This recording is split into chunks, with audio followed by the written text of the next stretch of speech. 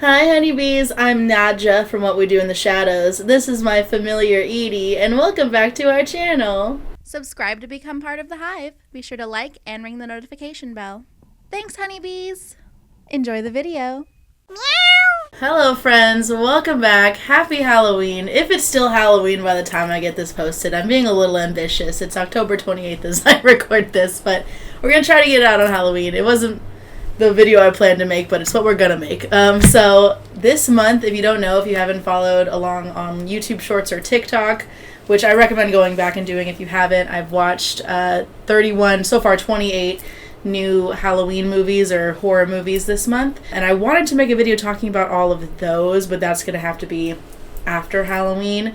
So instead I'm going to talk about some new movies I saw this month that at least two of them kind of fit into the horror theme. I'm a little disappointed with Halloween movies in theaters that have come out. There really haven't been many. There's been a couple, so we're going to talk about the ones that I saw. So without further ado, let's just get into it. Before I get into the movies actually that I really want to talk about today, I want to briefly mention Him, which came out in September, so I'm a little late on it, but I just want to briefly talk about my thoughts on Him. Him is about this football player named Cameron Cade who wants to be the best, and in his journey to be the best, he meets up with this guy named Isaiah White, who is this famed football quarterback, I think he is, played by Marlon Wayans. I don't know too much about football, so but he's a big deal in the football world, and Cameron's been watching him his whole life. Isaiah White is basically training Cameron or wanting to groom Cameron to be the next great, and a bunch of weird stuff goes down at the compound, and there's a lot of violence that kind of relates to this Jesus Christ allegory. There's a lot of Jesus religious imagery in it as well.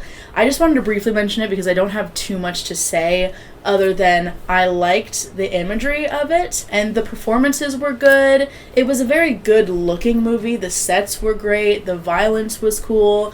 Unfortunately, it was very predictable. I knew exactly what was going to happen. There's a lot of hints and foreshadowing that the two main characters are going to have to fight to the death at the end of the movie, and that's exactly what happens. There's a lot of sacrifice and creatures that aren't ever really explained. It seems like this movie had a lot of ambition, a lot of ideas on what they were trying to say and do here, but the story just really didn't hold up. The story really wasn't that strong, so we were left with just a lot of cool imagery with not much to back it up. And that's going to come back into play for another movie we're going to talk about later, which is why I want to mention it here. It's kind of something that I've been noticing, at least with recent movies, that it's more about the imagery and what we're seeing and what we're hearing and the performances than it is about the core story. And that might be fine for a lot of people. For me, I'm definitely a story person. I need everything in the film to be good for me to consider it a good movie. So, Him, I thought it was fine. I just thought it was fine. I gave it 3 out of 5. At the end of the day, it's just football. They were getting so serious, and I'm just, not in that world, so maybe I just don't relate to it, but I was just guys, it's football. Can we chill out? It's just football. But that's all I'm going to say about Him. For the actual movies I want to get into today, I'm going to start with Black Phone 2. I really liked Black Phone 1. I thought it was really interesting and unique. I don't know if it was Mason Thames' debut as an actor, but he was really young back then, and since Black Phone he's been in a whole bunch of movies. I've seen a lot of them. He's still great in this. Ethan Hawke is great in this. He's not in it as much as I thought he was going to be, which is a good thing. I really didn't want it another whole movie focused on Finney and the Grabber, because the Grabber is now dead. He killed him in the first one. The first one also had a lot of good tension, a lot of good suspense. I loved seeing the ghost kids and the fun bits of gore effects that went with that. It was all just it was really cool. I thought it came together very well. So I was really excited for Black Phone 2. What I liked about Black Phone 2, I liked a lot of them. Generally, I really liked this movie, actually. I liked the more focus on Finney's relationship with his sister. Finney and Gwen, it's mainly about them, but more of the focus on Gwen herself. She was in the first movie, she was having these prophetic dreams about what's happening to her brother after he got kidnapped, and there's way more of a focus on that in this movie in terms of Gwen having all these dreams, seeing these children, seeing the Grabber, visions of her mom when her mom was a kid. We find out her mom also had these prophetic dreams that led to what they believe happened is what led to her taking her own life. And then we get some backstory on that. So there's a lot more stuff that we learn. We learn more of the backstory on the grabber, on Ethan Hawke as well, and what he was doing before he became that. He worked at a camp that Finney and Gwen's sister happened to work at as well. She was a counselor. He was like a groundskeeper. So we get a little bit of that, which was really cool to kind of like, not like a prequel, but like using the sequel to unlock stuff from the past, I think is always nice. And then now the grabber interacting with Finney and Gwen and everybody after his death, just like the kids were doing in the previous movie. And then there's new kids that are dead, and the basic plot is they're trying to find those kids' bodies. They died at the camp. They were killed by the grabber back when he was a groundskeeper at the camp. Gwen is seeing them in her dreams, and they go to the camp in the middle of a snowstorm. It takes place in this big snowy camp where it's just them and some of the people that work at the camp, because it's closed down due to the storm, so no campers. And I thought that was a really cool setting, the mixing it up, doing something different, having it in the camp. I loved that. Introducing a different friend character who was like a love interest for Gwen, which was cool. It was really just like a lot of different fun, cool elements that they're adding. I hate when sequels just retell the same story again. Obviously, it's going to be a similar story because it's in that same universe, but let's do something different with it. And I really think that they did that and they accomplished that. Not only did I like the story, I liked the performances. I thought everybody did really well. I liked these characters. I like the imagery, I like the setting, like I said. I even like the sound, their use of sound, in that sometimes it's really, really quiet and sometimes there's a soundtrack. I like that mix, and I thought that it was very well balanced. Some good uses, some good visual and auditory jump scares. The thing about jump scares, they're annoying when it's like not a real thing. Like in something like Paranormal Activity, where the jump scare is like a door slamming, or a door opens and you think it's the monster, but really like it's your mom and she's like, what's wrong? You know, a fake out. I don't like the fake out jump scares. Those feel cheap, and I feel cheated because it's like, I thought that was something scary and you tricked me. I don't like that, especially when it's like 5 of them in a row. But Black Phone 2 and one of the other movies we're going to talk about today use jump scares like correctly, in my opinion, and that we're jump scared by something that's actually scary. So I enjoyed that as well. I will say some things that could be a criticism, but I'm not going to criticize it for it because I actually like this, is it's very, very Nightmare on Elm Street like, more so than the first one. The first one had dreams and seeing dead children and stuff. This one has a lot more of the dream aspect, and now that the grabber is dead, he's a lot more like a Freddy Krueger character. He can only be seen in Gwen's dreams. Gwen dreams and sees him. Nobody else can see him. He's there, he's slamming Gwen around, and all we see is like her body. We don't see him, and that's very, very Freddy Krueger-esque, and there's just a lot of that. To me, it didn't feel like it was like copying Nightmare on Elm Street. I think it's fine when movies, any movie, any story, any art or media takes inspiration from something else, or takes the same or similar idea, character, whatever, and goes their own way with it. And that's more like what I felt was happening with Black Phone 2, is they took this concept of this killer that can only appear to you or harm you in dreams. Yes, he happens to be a kid killer just like Freddy Krueger. There's a lot of similarities there, but it's not the same thing. You know, it's very, very similar, but I still thought it was good. I mean, Nightmare on Elm Street is good. Freddy Krueger's a good character, like a good horror character. So I didn't mind it. If anything, it was more of like a homage. I didn't mind that at all. I enjoyed that. All in all, I thought Black Phone 2 was a good movie. I'd recommend it. I give it 4 out of 5 stars. The next movie I want to talk about, also a horror movie, came out very, very recently, Shelby Oaks. Shelby Oaks is directed by Chris Stuckman, who is a film content YouTuber.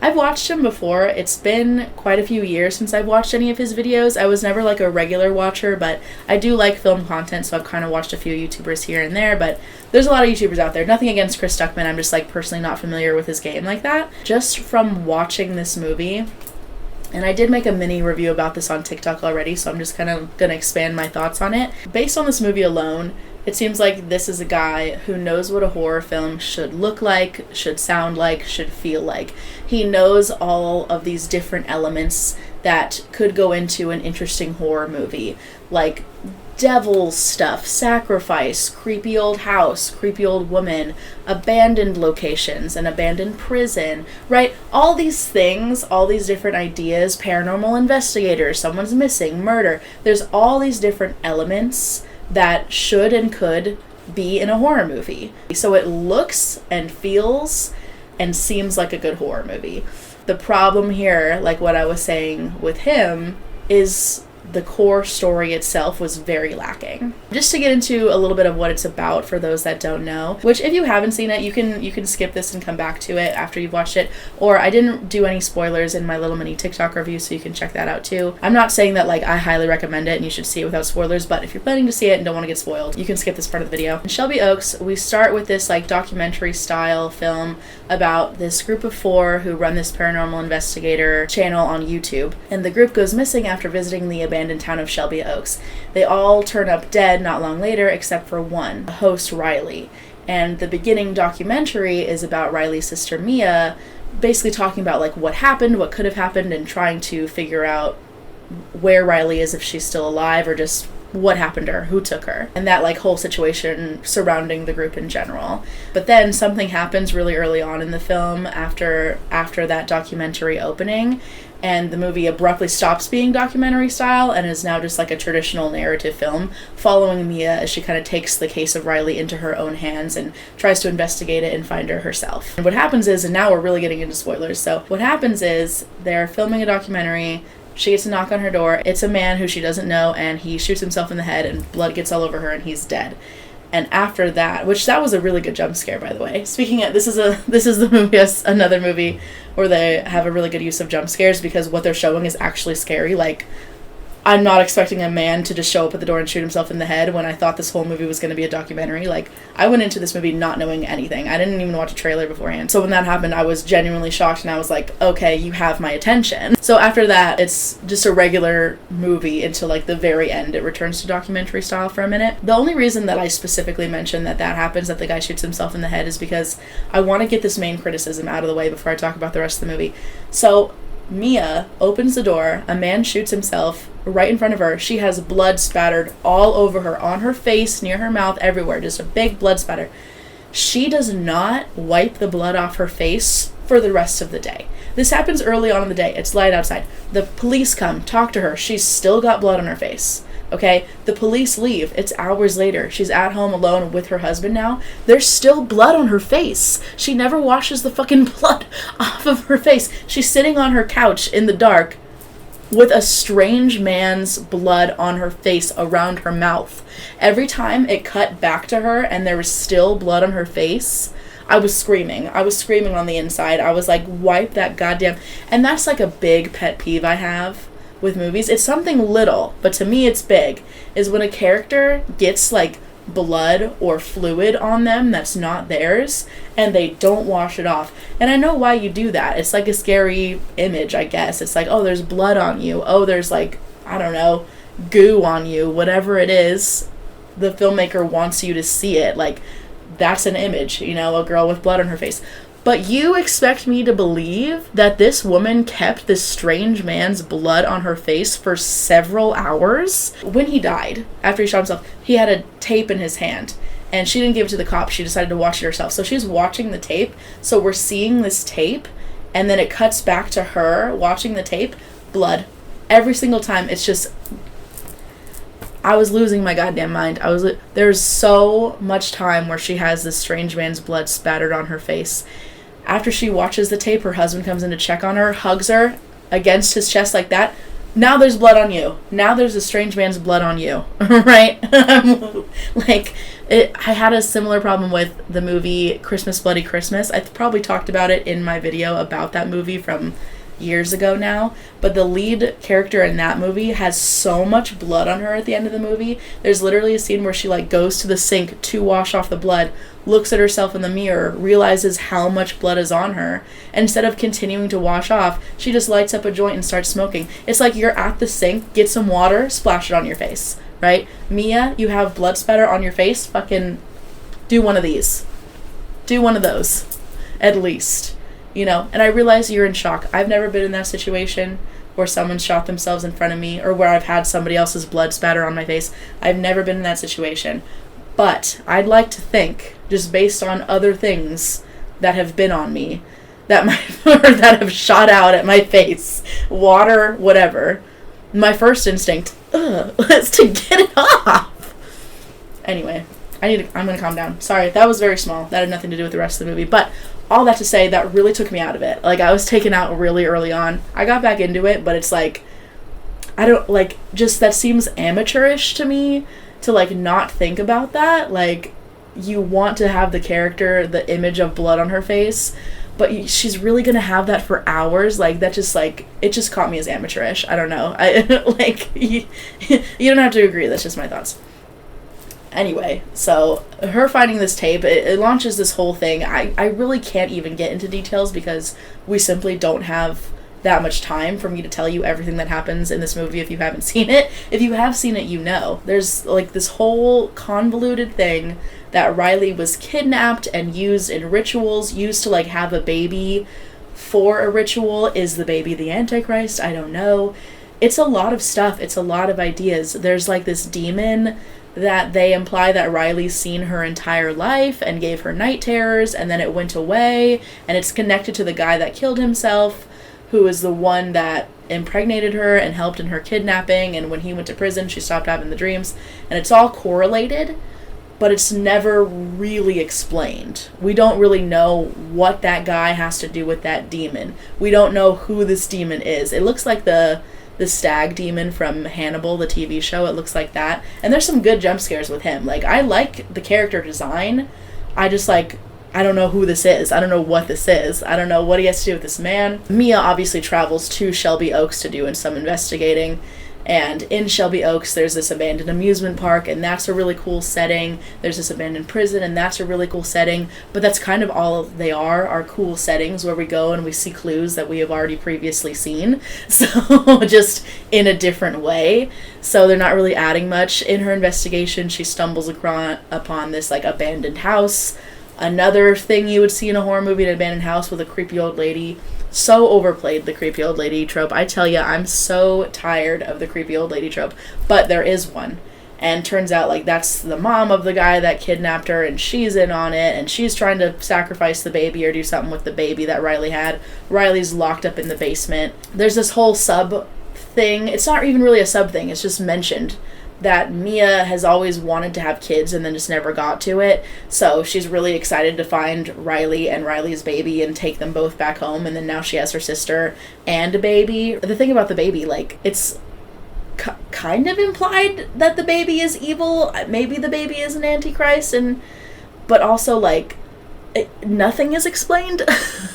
I can talk about this forever, but basically with Shelby Oaks, my main point is that there were so many ideas. There were so many elements.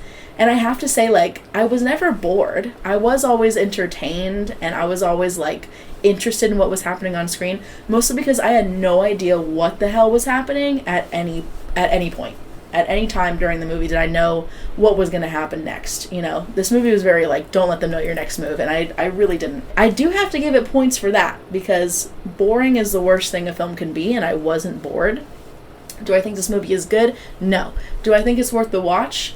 Yes, because it is quite the ride, and I didn't even really spoil it that much. Like, I told you main points, but there's a lot along the way to, like, see. It's a wild ride. It's a pretty crazy ride. Not that it's confusing, it's just there's a lot. There's too much.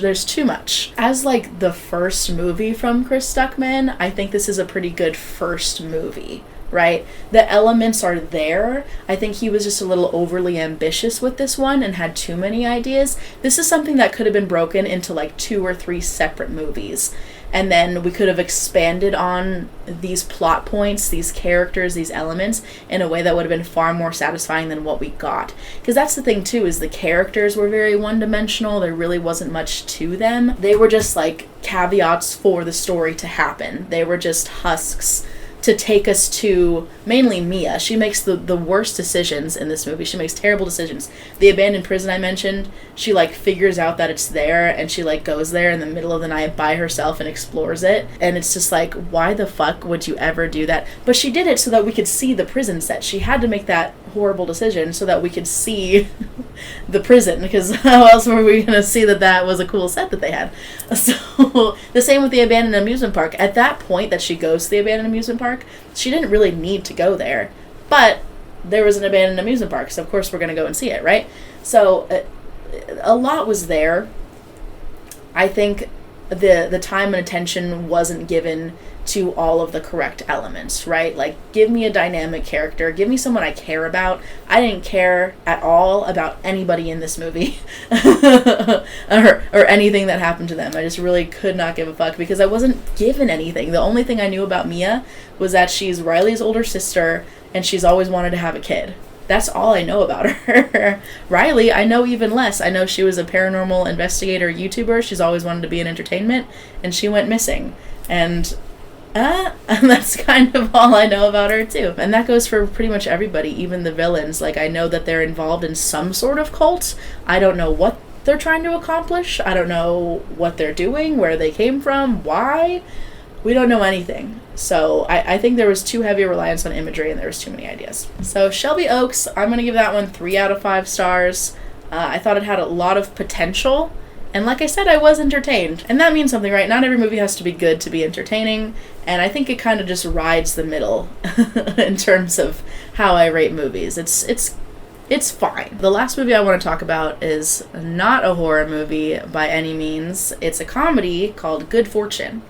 I really liked Good Fortune. I've been generally very disappointed with a lot of the movies that have come out this year. There have been like a handful that I would consider good, only like 1 or 2 that I think are like great. And normally, like, I love a comedy. I do. I love horror, but I like good horror, I like bad horror, I like cheesy horror. I like kind of all aspects of horror, but comedies, I feel like it's a little bit harder these days to find a good comedy or just like a straight comedy movie in general. It'll be like horror comedy or rom-com or like thriller with comedic elements. I feel like early 2000s was like the time for the comedy, and it's kind of like petered out since then. We'll get like 1 or 2 like actual comedy movies a year. One of Them Days came out very early on this year. I think it came out in January. And that movie was like, okay, you know, it was fine. So I was kind of disappointed. I was hoping that we would get like a really good comedy, just like more good movies to come out of this year, because it has not been great. And Good Fortune came out and I loved it. I thought it was really funny.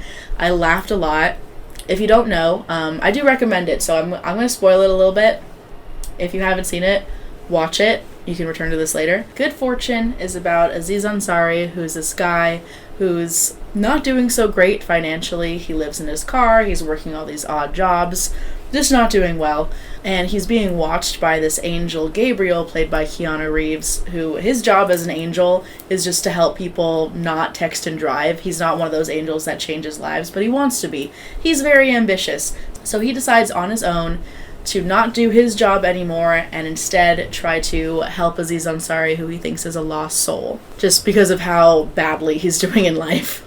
And there's also Seth Rogen, who's like this big, rich tech bro who founded a company with his friends, sold the company for like $1 billion, and now just lives this like super easy breezy rich life.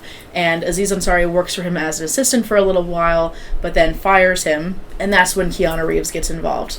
Keanu Reeves, Gabriel is trying to show Aziz the good parts about his life, show him the future of what he has to look forward to, and none of it is like great. It's still like, yeah, eventually you get with Keke Palmer and you move into an apartment, but you're still barely making rent and you can't afford to get the surgery your dog needs, so you have to put your dog down. Like, it's just not a super bright future. You can't convince Aziz Ansari that his life is worth living.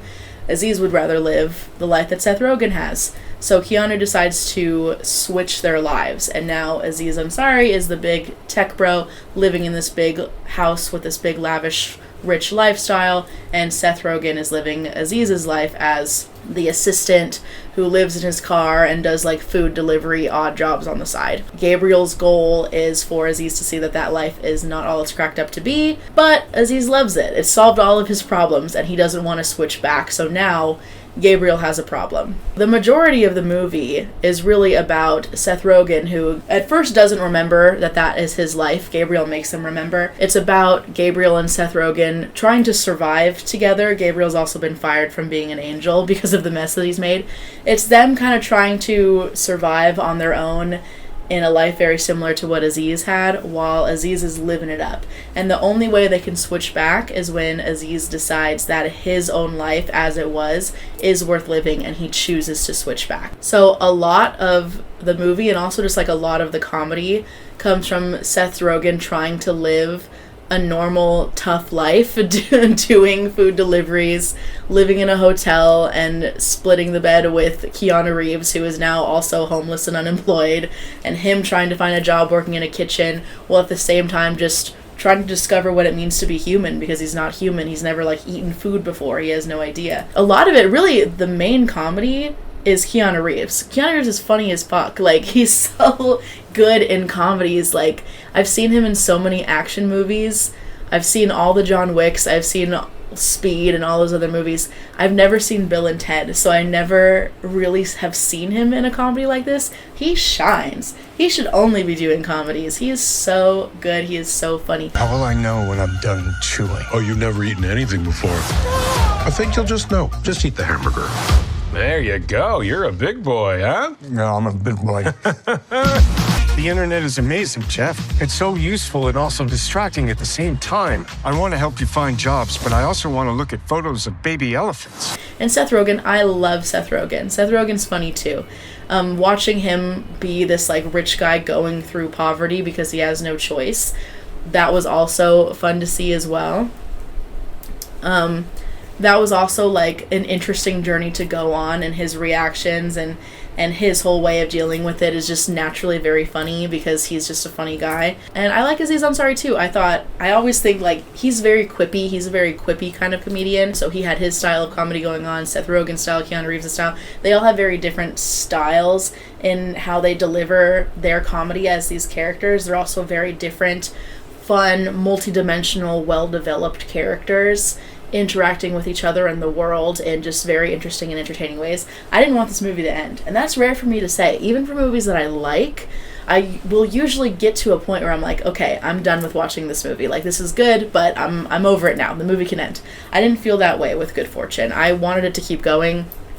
I was laughing, I was entertained, I wanted to see what was going to happen next. It was another case of like, I don't know how this is going to go. I figured they'll switch back and things will go back to normal in some capacity at the end. Sure, like Aziz isn't gonna keep living Seth Rogen's life forever, but I had no idea like how we were gonna get there, and I was really interested to see how they would get there. You know, as somebody myself who's not rich, I mean, I'm not living in my car, you know, knock on wood that's not gonna happen to me, but you know, I'm not rich, you know, I have a pretty normal life where I have to work pretty hard to get by. I live in LA. So I'm genuinely curious how they would convince this guy who's living a far worse life than me how his life is worth living, you know? And it kind of gives you hope a little bit as a normal person, in my opinion at least, you know? Like, yeah, I would love to live in like a big penthouse with all the money I could ever want and never really have to do anything. Like, if I were living that life, how could you convince me that the life I was living before was better? And spoilers, it's really just about the people that were in his life. Like, he missed his family, he missed his friends because everybody forgot who he was. So it was just the people make the life, right? And that's something that I agree with, actually. To me, the best part of living is like being around your friends and family and like having experiences with them. So I really like that they took that turn. It wasn't just like you have to switch back because you have to. It's like you have to decide that your life is worth living. And he did. I thought it was heartwarming, as cheesy as that might be to say, but it was. It was funny. It had a lot of heart. I love the characters. I like the story.